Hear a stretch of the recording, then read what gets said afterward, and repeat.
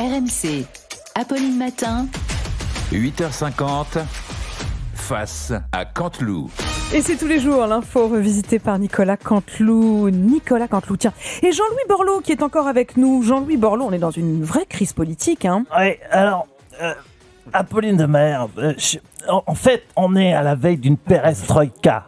Et ça, c'est génial parce qu'une perestroïka, on va ranger. Ça veut dire quoi? Ça veut dire qu'on va ranger le bordel parce qu'il y a du bordel de partout. Ça fuit de partout. Les temps, on a vu, il y a une embolie, il y a des AVC de partout. On dépense un fric fou. Il n'y a rien qui marche. La justice, l'économie est en panne, l'hôpital, l'agriculture, rien qui marche. Mais je vais vous le dire, une chose, Apolline de merde. Le bordel est partout, même chez vous, chez vous. Moi, j'arrive. Excusez-moi, j'arrive. Parce que j'observe, je fais une poste d'observation aujourd'hui. J'ai mis 1h15 pour trouver votre studio. On me dit, tu vas chez RMC. Moi, j'y allais serein, mais pas du tout chez vous. C'est un escape game. Hein, c'est un bordel sans nom. Tu sais pas où tu vas. T'as RMC, la radio, ok, t'es rassuré. Mais t'as aussi RMC Story. T'as RMC Sport, RMC Live, RMC Découverte. Et attends, pour compliquer l'histoire, le truc est quand même génial. Il y a quand même des intelligents dans votre truc.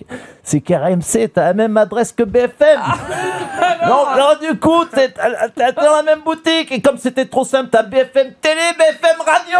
Non, mais c'est un bordel. T'as BFM Business, BFM Paris, BFM Île-de-France, BFM Les Locales. T'as un couloir avec des studios partout, à gauche, à droite. T'as le 4, le 5, le 3, le 2, le 1. T'as la Française des Jeux. Voilà. T'es pas dans Mais bon, une fois que t'as trouvé la station, tu te dis, t'es content, la radio, t'es tranquille. Ben non, parce que toutes les radios aujourd'hui, elles sont filmées. Donc tu sais plus si les gens, ils te regardent à la radio ou s'ils t'écoutent juste à la télé. Et puis c'est géré. C'est géré par qui? Tu sais pas. T'as un directeur d'antenne. Tu peux sortir mon joker. T'as un directeur d'antenne, t'as le directeur des rédactions, t'as un directeur général, t'as un président directeur général. Déjà général c'est du beau, mais en plus il est directeur général. Tu vois sa fiche de paye, tu pleures. T'as des directeurs de partout. Mais c'est une ruche, sauf que c'est toutes les abeilles, c'est des reines. Donc faut un Big Bang. Faut un Big Bang, mais je vais te dire une chose, c'est pas fini ça, parce que ça appartient à un actionnaire. Ah là là.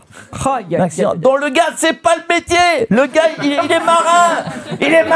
Il est sur les bateaux. Le gars c'est Captain Igloo. Tu penses bien qu'il a autre chose à foutre que d'écouter Julien Cazard. Donc le mec est malin. Il a dit à sa femme, écoute, chérie, ça te dirait de gérer les clowns? Et elle a dit oui. Du coup, c'est la femme du Captain Igloo qui gère les clowns. Non mais Apolline, faut le dire aux gens. Mais il faut dire aux gens la vérité. C'est le bordel. On va être viré. Apolline, c'est le bordel. Apolline, elle arrive dans le studio. Elle t'arrive dans ce studio il y a 5 minutes. Là, elle va repartir dans le studio. Elle court. Elle est toute belle, maquillée, apprêtée, tout avec une jolie robe. Mais faut savoir qu'elle est chaussée avec des pâtes au gaz, des chaussures de randonnée chez Decathlon. Elle crapahute toute la matinée. Et pour couronner le tout, t'as un intelligent qui, au milieu de tout ça, dans une époque où c'est vrai, on essaye de valoriser les femmes, d'arrêter avec les clichés. Ben, t'as un intelligent qui s'est dit, tiens, si on balançait dans tous les programmes des poupées pour gagner du fric. Oui, c'est vrai ça, en ce moment on fait mais gagner attends, du fric dans des mais poupées. et alors qu'on est c'est pas fini, alors qu'on est en pleine guerre en Ukraine, il n'y a rien de trouvé de mieux que de choisir des poupées russes. Il te fout des poupées russes dans tous les programmes. Les poupées c'est le pompon. Puis arrêtez de ricaner là-bas au fond, parce que Captain Igloo c'est filmé, il vous voit, vous allez dégager direct. Vous allez dégager. Eh bien merci monsieur Borloo. Il était votre président lorsque vous étiez ministre. Nicolas Sarkozy, tiens, est avec nous. Ça me fait plaisir. Pourquoi j'ai pas été bon avant? Je suis content de voir Jean-Louis. C'est peut-être la dernière fois avant longtemps, parce que je vais aller quelque part la tête haute. En tout cas, c'est gentil de me recevoir. Vous êtes sûr que je dérange pas, Mme Malher? Pas du tout. Non, parce que depuis une semaine, je remarque qu'on m'écoute plus. Hein, on m'entend plus, on parle plus de l'injustice injustifiante dont je suis victime. Alors bien sûr, je comprends, c'est tellement important d'assister à l'arrivée de Jean-Jacques Farandole au ministère de la Transition numérique, alors qu'il sera viré dans 3 jours. C'est sûr.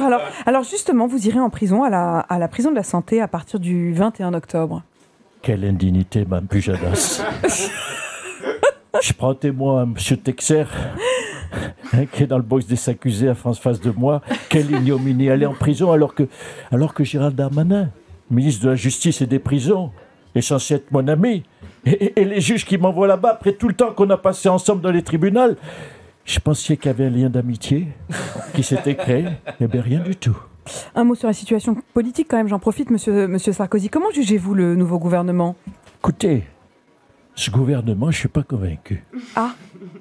Moi, j'aurais mis quelqu'un de vraiment nouveau à la justice, parce que Gérald Darmanin, on le sait, il est arrivé au bout d'un cycle. Non, moi, je pense que c'était le moment d'avoir une femme. Moi, j'aurais mis Carla Bruni. Ah oui. Éventuellement Isabelle Balkany. Bien sûr. Elle profile. Alors, vous avez fait un grand pot de départ avec une centaine de personnes. Ça a dû coûter cher. Ne commencez pas. Ce sont des insinuations indignes de vous. J'allais pas faire ça au flunch. Et pourquoi pas avec Ronald McDonald un goûter aussi. Non. Écoutez, fallait trouver la bonne idée parce que un pot de départ, c'est facile à organiser. Mais un pot de départ en prison, c'est pas si courant. C'est plus rare. Alors, quant au financement, bon, ben, comme d'habitude, c'est pas moi que j'ai payé, c'est mon fils Louis, avec l'argent de poche qui gagne chez vous RMC. Voilà. Enfin, argent de poche, ça commence à être des grosses poches, hein, monsieur Marshall. Ben oui, mais c'est normal parce qu'il fait des analyses, mon fils Louis, qui sont tellement inuites qu'il est très bien payé par votre direction. Hein, et c'est pas ma faute s'il gagne plus d'argent que vous alors que vous faites 2 heures et qu'il fait 3 minutes de chronique depuis chez lui en disant sa feuille. Je vais rappeler le marin. Je vais rappeler le marin. Merci, monsieur Nicolas Sarkozy. Hier, les passations de pouvoir avaient lieu. Le gouvernement commence d'ailleurs à travailler. Oui, excusez-moi. Qui frappe à la porte? Oui, monsieur le maire, Bruno Le Maire. Oui, le gouvernement n'aurait pas démissionné par hasard. Non, pas encore. Non, pas encore, d'accord. Non, parce que la dernière fois aux armées, c'était un peu court pour en profiter. Mais j'avais beaucoup aimé, je me referais bien une petite session de ministre. Ah oui. Bah, écoutez, je vais appeler Emmanuel Macron, ça va le faire. Oui, on vous en prie, allez-y, appelez-le. Oui, allô, oui, Emmanuel, c'est Bruno, dis-moi, t'aurais pas besoin d'un ministre des Affaires étrangères pour ton gouvernement la semaine prochaine, vu que celui-là va pas tenir longtemps et que... Écoute, Bruno, tu m'oublies, hein? Tu m'as foutu un tel bordel au gouvernement, hein? Tu oublies mon numéro, tu dégages, ok? Dégage! Oui, bon.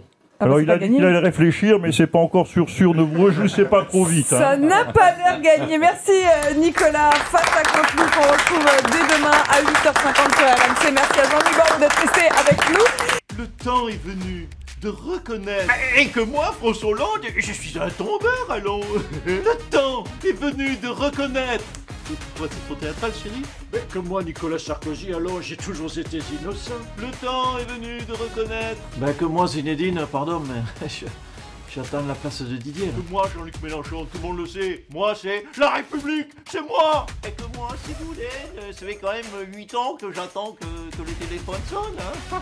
Bah, tout comme chaque année, c'est quand même un scandale que moi, qui a Mbappé, j'ai toujours pas reçu le ballon d'or. Que moi, François Bayrou, j'avais raison depuis le début.